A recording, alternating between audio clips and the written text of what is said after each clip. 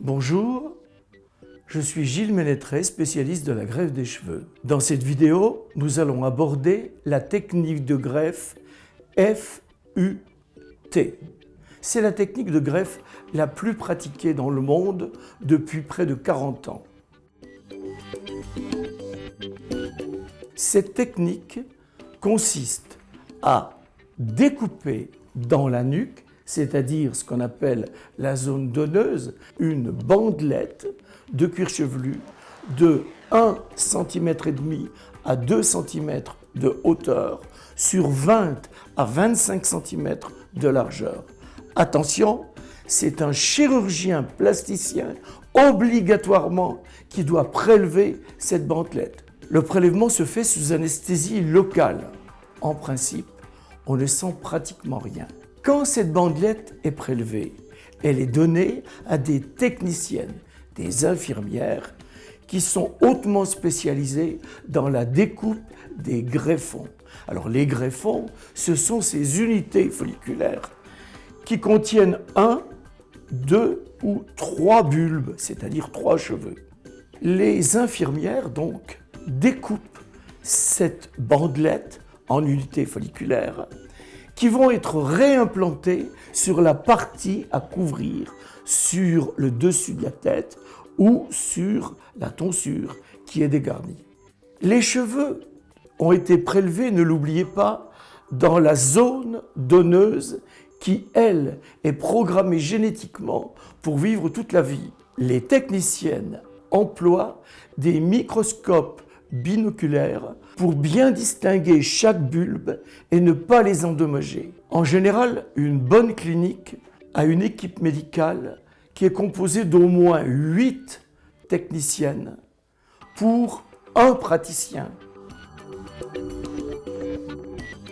La FUT est recommandée essentiellement pour les femmes parce qu'il y a une petite cicatrice qui restera derrière, mais les femmes en général ont les cheveux longs et on ne voit pas cette cicatrice. Et puis aussi pour les cheveux crépus, parce que les cheveux crépus, les bulbes sont un petit peu en tire-bouchon et c'est assez compliqué. Avec cette technique, c'est possible de greffer des cheveux crépus ou très frisés. On peut prélever en général 6000 cheveux, c'est-à-dire environ 2500 greffons en une seule séance. En 4 heures, l'intervention est terminée et c'est la technique qui a prévalu pendant de très nombreuses années. Ce qu'il faut savoir, c'est qu'avant de faire une greffe de cheveux, il est tout à fait important de faire un bilan capillaire par une nouvelle technique qu'on appelle le Hair Analyzer. C'est une table d'examen qui permet de faire 11 examens paramédicaux, dont le trichogramme, la densité des cheveux, la sébométrie, tous ces examens qui permettent de bien comprendre pourquoi vos cheveux sont tombés et si la greffe est une bonne indication pour vous. Alors une greffe de cheveux, est-ce que ça fait mal? Non, puisqu'il y a une anesthésie locale. Donc en principe, ça ne fait pas mal. Est-ce que ça marche toujours? Est-ce qu'il n'y a pas d'échec? Non, en général, il n'y a jamais d'échec, puisque vous êtes le donneur et le receveur. Est-ce que ça marche aussi bien sur les hommes que sur les femmes? Oui, dans tous les cas, ça marche.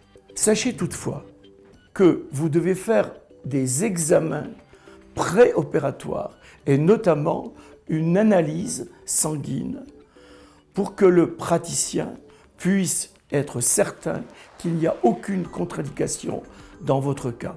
Le seul inconvénient de la technique FUT, c'est que quand la bandelette a été prélevée dans la nuque, le chirurgien est obligé de refermer bord à bord les 2 berges. Et il restera donc une petite cicatrice qui se voit peu, mais qui existe. Et en tout cas, qui interdit de porter des cheveux ultra courts. La technique qui a pris le dessus, qui a remplacé, et de loin, la technique FUT, c'est la technique FUE que je vous invite à regarder dans la vidéo suivante. Maintenant que vous savez tout sur la greffe FUT, je vous invite à vous abonner à la chaîne Minute Beauté ou à me retrouver sur mon site internet challengerparis.com.